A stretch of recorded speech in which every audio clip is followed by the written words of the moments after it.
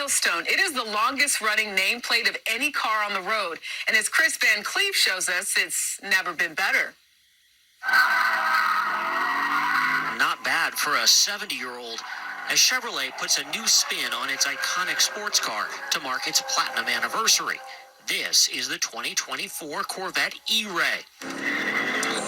So fast, it pushes you to the back of the seat.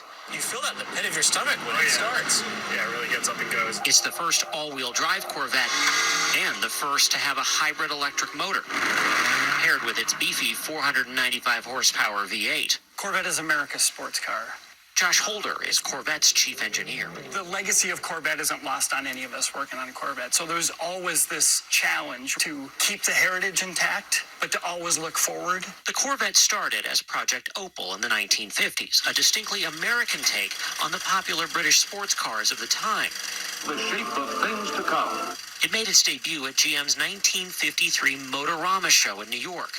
Going into production months later, 300 would be built, but only 183 sold. And then the next year, they built more than they could sell. So very early on, it was thought that perhaps this wouldn't last. That changed in 1955 when it got a V8 and a facelift the next year. When the Stingray came in 1963, there was no questioning the Corvette's muscle or its success. The history of Corvette is really about pushing the envelope and about taking that performance as far as it can go. Pushing that envelope through its 8 design generations, the Corvette became an American icon. Featured in dozens of movies and TV shows, Elvis drove a one-of-a-kind Corvette concept car in his 1967 movie Clambake. A decade later, America had a Corvette summer. Star Trek's James T. Kirk crashed one in 2009. Is it hard to be cool for 70 years? Yeah, I think it's hard to be cool for 70 years. It's a fantastic car. It's in a class all by itself. Anthony Gordon is president of the Washington, D.C. area Extreme Corvette Club. He and his wife own 3.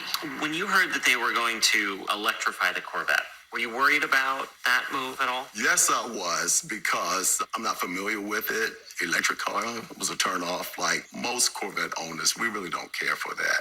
But it's something to get used to. Chief engineer Josh Holder believes all skeptics need to do to get used to it is take the Corvette eray out for a spin. Electrification that we've put into the eray is all about enhancing performance, and that's exactly what it does. As Corvette starts its next 70 years with a bit of a spark. Chris Van Cleve, CBS News, Detroit.